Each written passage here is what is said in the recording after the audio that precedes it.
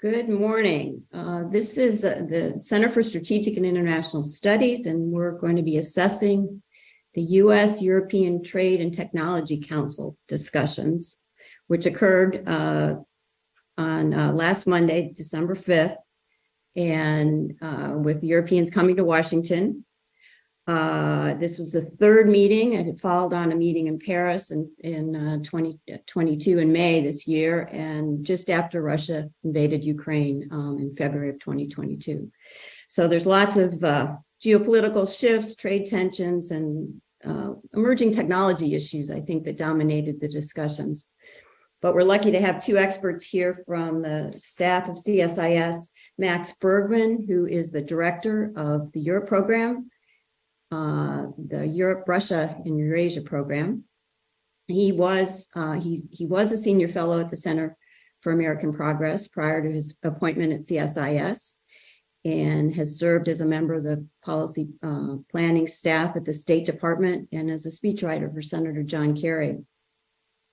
William Reinsch, our second speaker, holds the Scholl Chair in International Business at CSIS, and he has previously served for 15 years as president of the National Foreign Trade Council, which works in favor of open markets. He served concurrently as a member of the U.S.-China Review Commission, U.S. Economic and Security Review Commission, and then had a long government career, finishing up as Undersecretary of Commerce for Export Administration in the Clinton administration, and before that serving Senator John Hines and Senator John D. Rockefeller on the Hill. So with that, we think we've got it covered, our bases in terms of expertise to make some observations on what was accomplished at the Trade and Technology Council meeting. And I'd like to throw it open to our speakers in terms of giving them a chance to give us an overview of what they thought was accomplished, where concrete progress is made, and where we might need to be more ambitious. Max, maybe you could start. Great. Well, thanks, Meredith. Thanks, Bill. It's great to be with everybody. So I think this was sort of a mixed meeting of the Trade and Technology Council. On the one hand, I think just simply having a second, this being the third meeting, is a success. That the fact is that I think the TTC is going to be firmly entrenched, at least during the Biden administration. And there'll be a fourth meeting in 6 months. But in terms of big concrete deliverables, there weren't any big shiny objects. And a lot of the meeting was overshadowed by European complaints over the Inflation Reduction Act. But I think it's still really valuable that there is this sort of high-level format that enables conversation, not just on the Inflation Reduction Act, but on all the economic and technology issues that are impacting the transatlantic relationship. And just put more broadly, the fact that it's a US-EU discussion, I think, is incredibly important. So in terms of specifics, I think, the main sort of outcome, which both came out of the TTC, I think, and President Macron's visit, which happened just a few days before, was discussion over the Inflation Reduction Act. And I think the notion that that President Biden tried to assure European allies and President Macron that the United States wasn't trying to sort of discriminate against European companies, and that the United States would look at quote unquote tweaks to the legislation. Now, it remains really unclear what those tweaks may be. And I think the overall broader concern here, at least on the European side, is that of rising energy prices in Europe caused by the war and the decoupling from Russian energy has put real strain on the European industrial sector.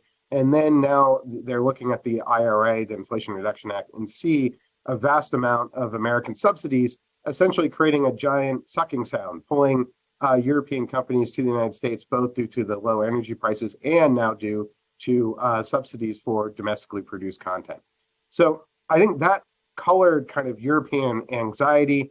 Thierry Breton, a very high-level commissioner at the European Union, seemed to boycott the meeting, although they denied that he was boycotting, but he was planning on attending and then did not. So I think there was broader European angst sort of colored the meeting. But the fact that it still took place, I think, is quite important. And I think where we are, maybe just to close, is sort of at halftime. We've kind of set up the structures. I think there's some disappointment in the business community that it hasn't necessarily solved issues around the Digital Services Act and other tech regulation, hasn't solved some of the trade disputes. But I think it's really hard to solve legislation that was already baked. And I think the real test will come, I think, over the next year and maybe next 2 years, about whether it can handle some of the more evolving legislative priorities, such as around AI, semiconductors, and whether this does create a real forum for discussion for those next pieces of legislation and rule setting that are going to need to take place.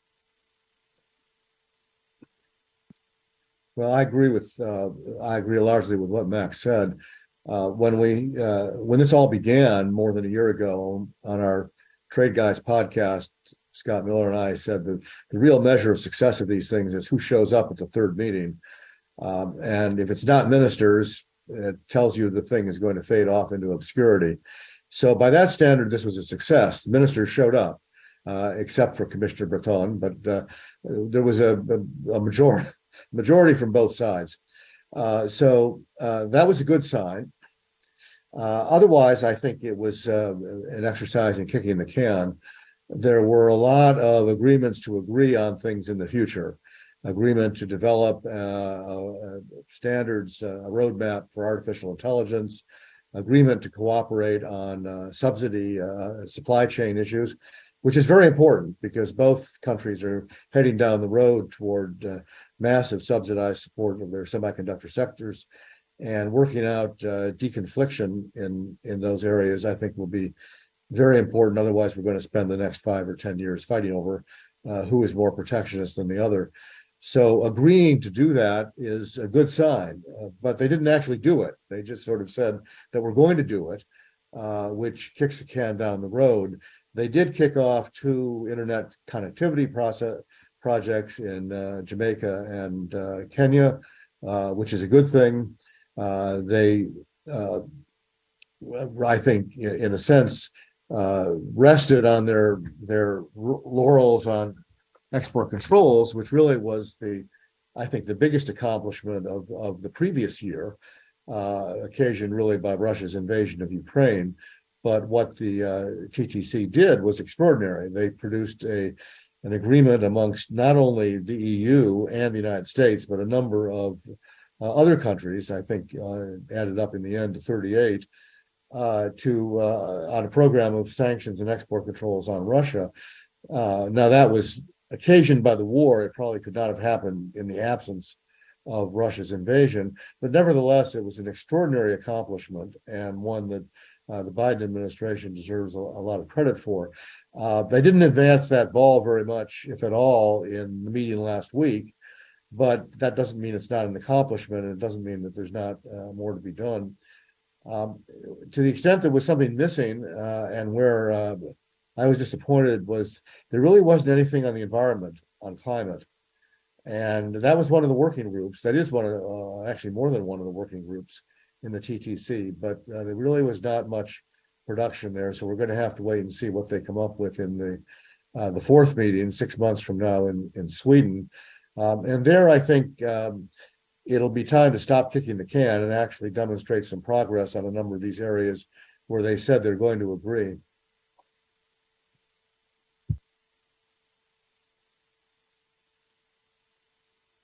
Meredith, you're muted. The joint statement that came out of this meeting was a little bit lighter than the previous statement in May of 2022. Wasn't much focus on all these 10 working groups that were established. What do you make of this? There is a real work program, I think, in each of these working groups, but really no mention of a lot of specifics of what's going on. Max? Yeah, well, look, I think progress is hard. I think that's one thing that we just need to consider here, that we are both, the US and the European Union, highly complex federal unions, that when we have to come up with legislation, such as the Inflation Reduction Act, that's not necessarily sort of a process just with all the experts designing policy exactly how it should be. No, there's horse trading and senators are involved, and has to go through the whole sausage making process. And similarly, when the EU comes through with regulations and legislation, I mean, it has to, member states all have to be on board. The commission proposes, then it has to go through the parliament. I mean, the process is very difficult. So the whole challenge here is that I think what we were oftentimes doing before, and Bill can correct me if I'm wrong, is not having the conversations that were needed during the processes of creating legislation and regulations and rulemaking, and then we would sort of both spit out whatever we were working on, and then it's sort of impossible and difficult to change. So I think what we're seeing here is hopefully a structure and framework, and I totally agree with Bill that what was basically set up in this joint statement was a lot of agreement to continue talking and structured ways of doing it, MOUs between the Defense or Development Finance Corporation on our side and the European Investment Bank and all sorts of other administrative arrangements to facilitate continued coordination and talking. And on the one hand, that doesn't result in anything. On the other hand, it does create the framework where, as we're assessing and going through new issues, such as around supply chains, semiconductors, new things come up when it comes to Russia sanctions or export controls, that there's now this framework for discussion. So I think we're kind of at halftime. So there weren't a lot of necessarily wins to sort of mark on the board. So hence the statements were relatively light. I also think there was a degree of, to put it bluntly, some European pouting over the Inflation Reduction Act, and I think that really colored the few months going into this session. But I think there's a lot of pressure on the administration, on the Biden administration, for this to really be a success. And I think that the big indicator of that was, if you look at the national security strategy, it mentions the Trade and Tech Council along with the Quad and other mechanisms that are a key part of the Biden administration's foreign policy strategy. And I think it also demonstrates that the administration sees that TTC is critical to its China policy. And so the administration has a real interest in making this work. And I think, to Bill's point, that's why you're continuing to see senior level involvement. And I think that creates pressure on the bureaucracy on both sides of the Atlantic to continue working. So I think it was a light summit in terms of the joint statement, but hopefully that's a precursor to more progress, at least in the next summit, but perhaps summits after.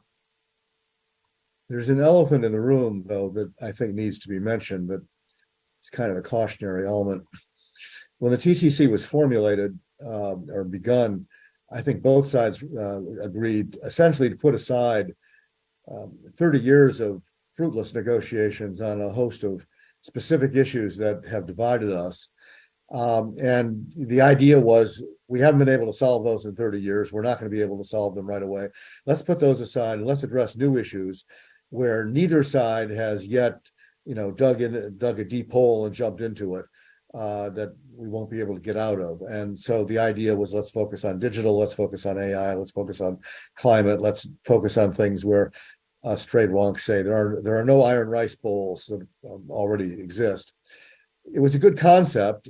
I think it was flawed in two respects, though. One is, all those 30-year-old issues didn't go away. They're just over here on the side annoying everybody. And they're still there and need to be dealt with. But more important going forward, the reason those issues weren't resolved maybe end up being the reason that some of the issues the TTC is taking up are not going to be able to be resolved either. And that is that the two sides have a fundamentally different attitude toward regulation and regulatory policy. And this has been oft studied, but to oversimplify, the European approach tends to be ex ante. The US approach tends to be ex post. The European approach tends to be prescriptive, whereas the US is descriptive. The Europeans tend to say, do it this way, and if you do it this way, then you'll be okay from a regulatory perspective. The United States tends to say, here's the standard, do it any way you can, but reach the standard. And if you don't reach the standard, then we're going to go after you. It's a fundamentally different way of doing business. And that has blocked things in agreement on the past on everything from chickens to chips. And we put the chickens aside. but the chips are back on the table. And I think that we may run into, in the fourth, fifth, and sixth meetings, we may discover ourselves running into the same problem. If you look at European actions in the digital area, for example, the Digital Markets Act, the Digital Services Act, the Cloud Act, the forthcoming Data Act, what they're proposing on AI, all of this reflects the difference that I'm describing. And the United States is handicapped by, in a number of these areas, not having a policy. So, the age-old political axiom, you can't beat something with nothing, also comes into play here. But eventually, the U.S. may have a policy on privacy, on competition in technology, on data content moderation, and a host of issues like that. But we still are going to have this fundamental difference in point of view. And I'm worried that is going to, in the end, make it more difficult to make progress on all these things where we kick the can. Yep, thank you. That's interesting.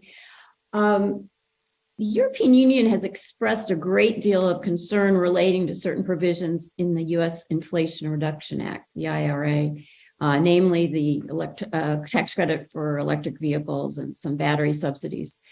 Do you think discussions on this came at the expense of progress elsewhere, maybe on some of these technology issues that are more of concern for the United States business? Bill? I don't think it was obviously this very large shadow looming over the whole event. And it ostensibly had something to do with Commissioner Breton not showing up. At least that's what he said. I don't think in the end that they would have accomplished a lot more if that hadn't happened. I think it altered the tone. It created a good bit of gloom and sort of high level distraction. President Biden, I think, diffused some of that in the press conference with President Macron that you alluded to, where he said that there had been a glitch and we needed to fix it. I think people who've looked at the law are skeptical that's going to be possible, but at least it helped get through the TTC event, because the Europeans took some heart from that. And some optimism. I believe Commissioner Vestager said afterwards that they were now slightly more optimistic than they were before. So we'll see. The rumor about that, if I can just take one more minute, then maybe Max can give his take on it, is that I think there's only two ways to fix it if you're going to fix it. One is the Treasury Department can invent a waiver out of thin air, because I don't think the statute really gives them as much flexibility as they need. That doesn't mean they can't do it. The rumored waiver would be to decide, since the law contains an exception for countries with whom we have trade agreements. One rumored idea is that the Treasury Department could just say, well, the government procurement agreement is a trade agreement, and therefore that counts. That would cover the EU, would not cover China, which is convenient. I don't think that's what Congress had in mind when they drafted that provision. And I'm confident that if Treasury does that, they'll be sued by the people that want the statute to be strictly enforced. And the government will probably lose, but that will buy them a couple of years in the courts. And, by that time, other solutions may have come up. The other alternative is to go back to the Congress, which the administration has said they don't want to do, which kind of suggests that may not happen anytime soon. I wouldn't rule that out, however. At some point, the environmentalists are going to start saying, the statute creates a standard that nobody can meet, particularly the ban on the Chinese minerals and parts and components. Nobody can meet that right now. Ford and GM can't meet it. A standard that nobody can meet does not accelerate the transition to green technology, slows it down. And so people that want to accelerate the transition may come back to Congress and say, you really need to rethink this. The rethink, however, is likely to be leaving the rules the way they are, but providing more time to comply. And that's not going to help the Europeans very much, because what they're concerned about really is not, I think, the short-term impact of content rules. They're really worried about the long-term impact on subsidies that they either cannot or will not match, that will result in European companies moving to the United States. Max, you probably have a better take on that than I do. No, I think, Bill, I agree with everything you said. I think part of, and I think Bill's right. I think the TTC was sort of overshadowed, but probably didn't necessarily block specific things from happening at the TTC. I do think, though, that it has a broader impact on European willingness to continue European appreciation for the TTC. Because one of the major complaints from the EU was, why didn't you talk to us about the Inflation Reduction Act and all the subsidies and other things that were coming in May, June, when the last meeting took place? And now the answer is very clear. It's because the Biden administration had no idea that the legislation was going to pass. And I think some of that is this was a piece of legislation that had been widely debated and discussed for almost a year. A lot of the environmental provisions were kind of well known. So I think the Europeans, I'm a little surprised how taken aback they were. There are, when we talk about electric vehicle subsidies, that looks like something that happened in sort of the final hours of when the legislation happened in the Senate. And some of this is just the legislative making body of the United States Senate and the United States Congress being very difficult to then for the White House to then coordinate with a meeting that happens every 6 months. And I think the White House conveyed that effectively. And I think when you see the administration's response of trying to figure out how to deal with the implications of the IRA on the transatlantic relationship, I think you see that this wasn't an intentional effort to snub the Europeans. But I think there's a sense of, well, if the U.S. didn't talk to us about this in the TTC, then what value is the TTC? And so I think that's what sort of one broader concern is that perhaps 6 months from now, while the Biden administration really wants to make progress, the Europeans are perhaps more skeptical. The other thing I would say, I think Bill is, had a really astute point about the elephant in the room and how regulation is written. But I think there's two other elephants in the room, at least when it comes to the IRA. And I think the first is fiscal policy. One of the things that the IRA really exposes is a difference in how we go about our climate policies. And the United States has this sort of fiscal bazooka and ability to simply pass subsidies. The EU, despite sort of American perceptions of it being very socialist, in fact, is doggedly about enforcing a free market, an internal market within the European Union. And the European Union created a monetary union, has a currency, the EU, a European Central Bank, but it has no fiscal union. And there's real opposition to creating a fiscal union. So, and that is a huge issue. So the EU can't really replicate the subsidies we have. And in fact, they have rules to prevent state level subsidies that would distort the internal market. So right now, the IRA is a real challenge to the European approach toward climate change. And I think the Europeans really need to reassess because their approach, which was largely driven by setting up a carbon a trading system, which has been effective, but it was also hitting the ceiling on certain levels of effectiveness, right? They were not going to increase prices on households that had gas boilers, for instance. And the whole premise is to incentivize people to change their behavior. But if you're going to increase prices on on normal citizens, it becomes much more difficult. And what the U.S. is doing is simply subsidizing those individuals. So this creates a real issue. And I think the French, for instance, really want to see a broader EU fiscal policy. And I think that's why the French brought this up so loudly, is that they were using this dispute to make their own point to their European friends and colleagues. And then I think the other major elephant in the room is over the WTO. And this is something I'm curious for Bill's take on, is the United States, I think, is not that concerned about subsidies just potentially being brought to the WTO, in part because climate wasn't a consideration for the WTO.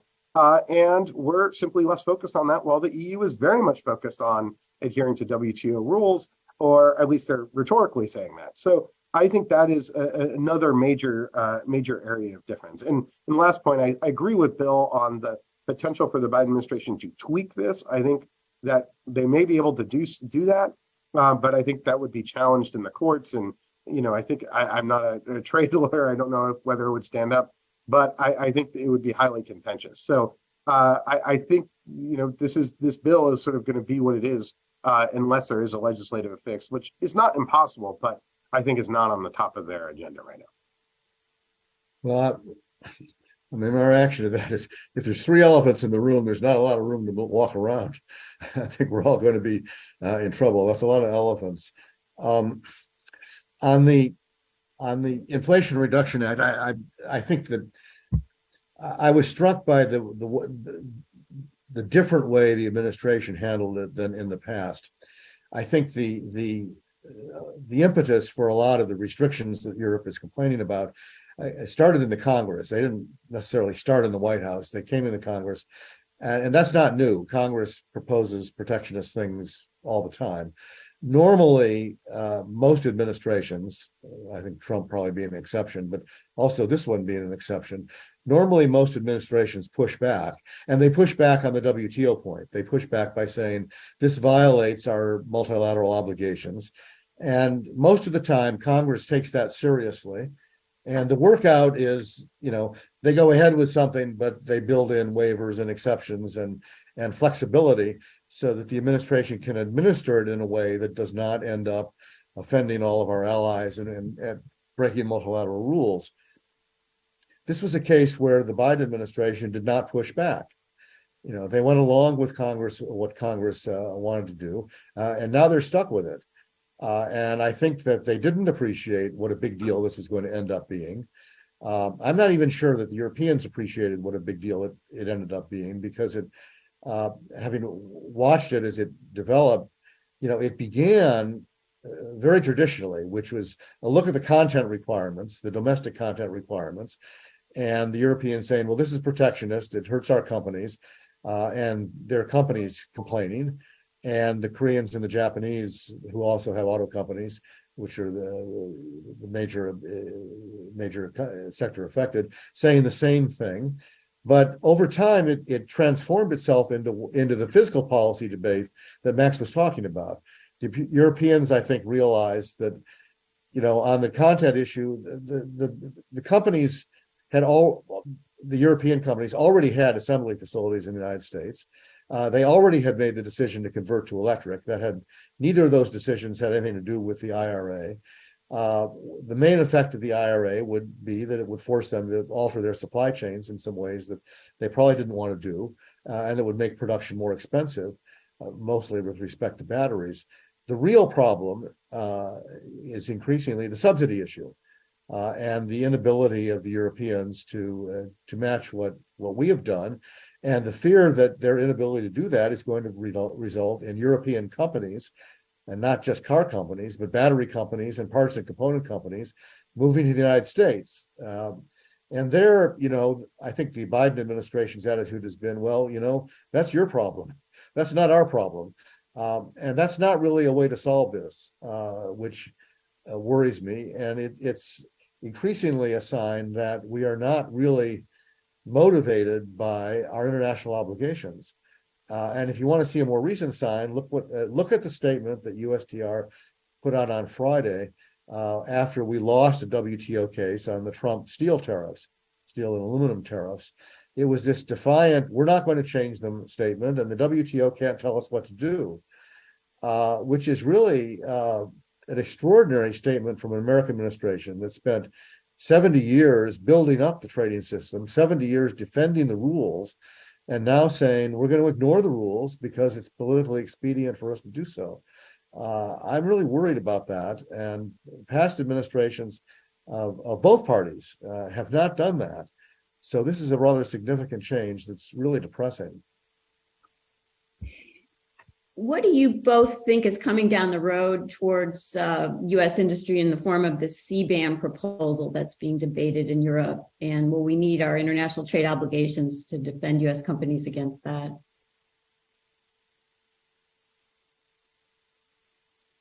Oh, you want me to go first? I'm not in the group that I'm an apostle here of Jennifer Hillman, who's done a lot of research on the CBAM issue, and I think has taken the view that there is a way to implement it that does not break the rules. I think some people have jumped to the conclusion that it is inevitable that it will break the rules, and I think the better answer is it might. It's not done yet. The trilogue process continues, and I think there is a way to structure it where it won't. I also think that it will end up being, there are different scenarios here. One is the Scholl Chair has done a paper on this. Well, one is the death spiral scenario where we end up accusing each other of protectionism and suing each other, and it kind of grounds to a halt. I hold out hope for the virtuous circle scenario in which the Europeans do it. They do it in a WTO compliant way. Our industry comes in and says, that's not good for us. That disadvantages us.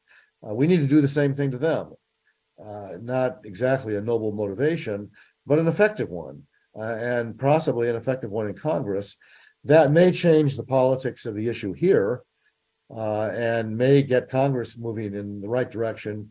So far, there's been some signs of that. I mean, there's been proposals, none of which have moved very far, and none of which certainly are going to move this year, but I hold out some hope. So if the EU does it, and they've discovered there's a first mover advantage in regulation, maybe we'll do it. Then if the Chinese do it, then we're on to something. And this may actually be good for the climate. Maybe it's a long shot, but I hold out some hope for that. Max, where are the Europeans on the CBAM proposal? And do you think that could be part of this task force to discuss the EV tax credit at the same time, or are they on separate? Would they be just separate discussions? Well, I think nothing is separate until, and I think my view is that I could see the EU viewing CBAM as a potential lever to play in response to the IRA. My understanding, and Bill can correct me if I'm wrong, is that they're still in the process of working through potential implementation, as Bill outlined, and this has been sort of an ongoing discussion over the last couple years.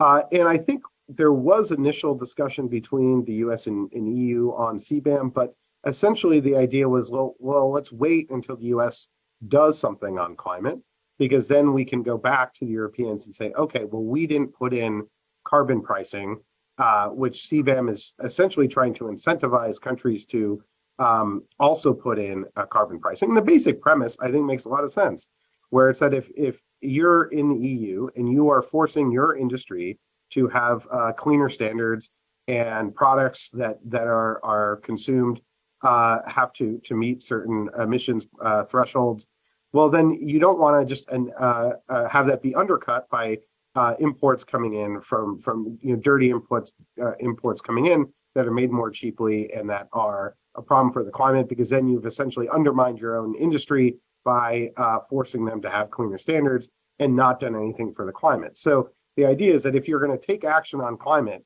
internally, then you need some mechanism in order to put costs on imports that are dirty. And I think what the United States can now say is, well, we may not have carbon pricing, but essentially what we're doing is taking strong action on climate. Our economy is getting cleaner, our power grid is getting cleaner, all these things that mean that our products should not be discriminated against going into the European market.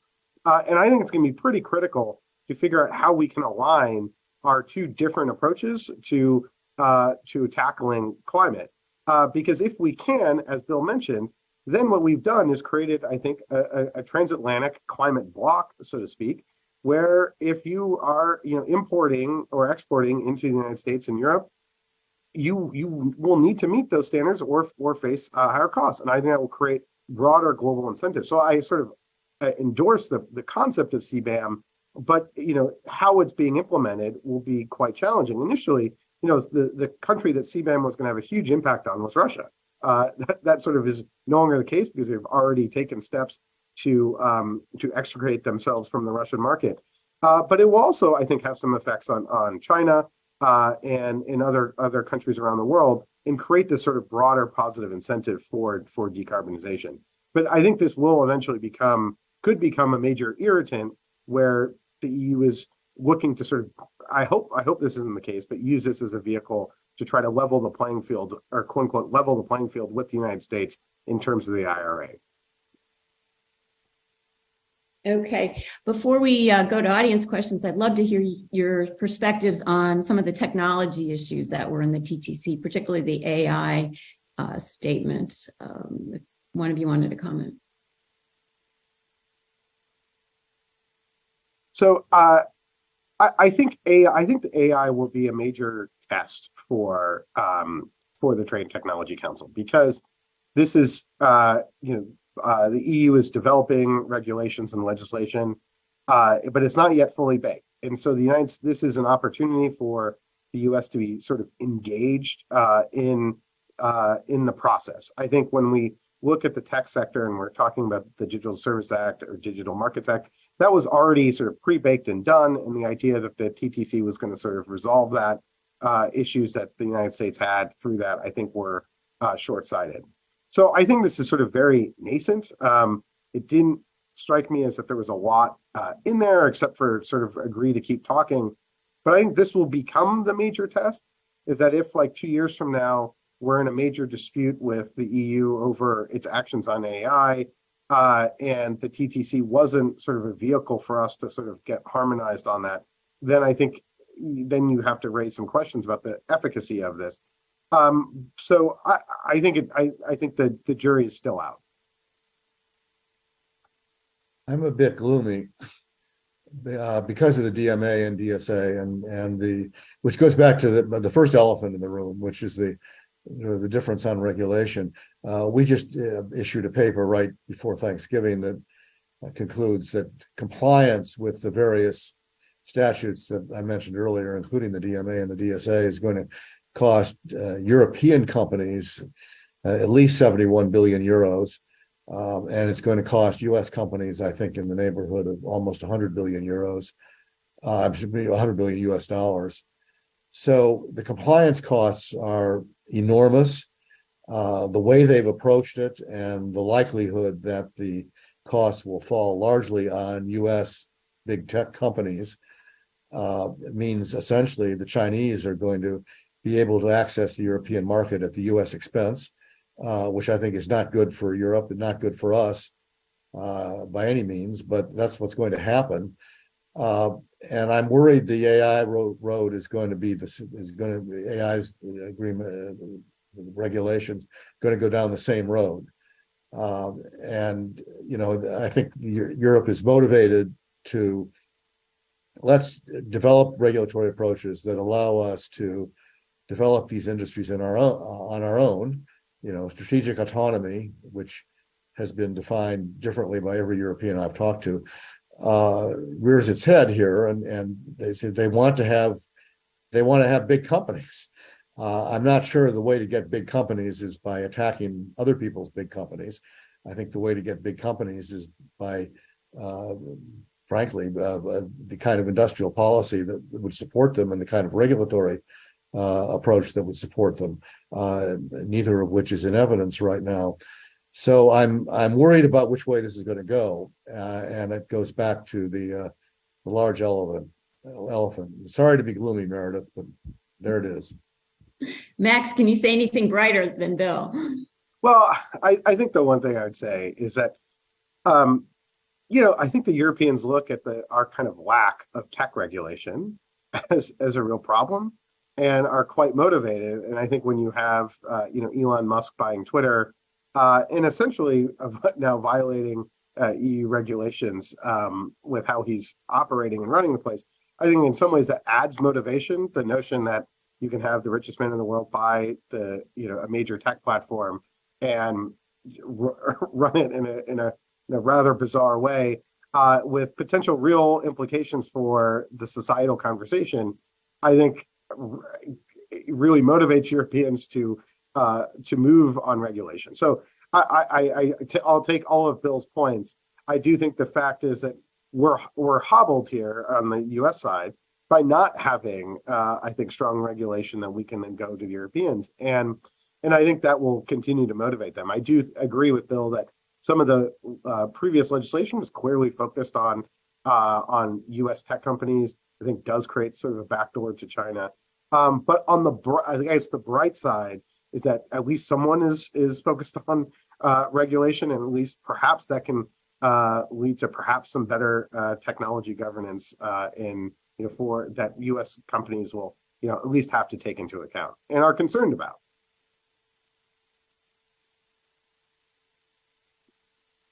In terms of the great power geopolitics that's facing both Europe and the US, Russia, and then also China, non-market economy policies that they're using to distort the global market.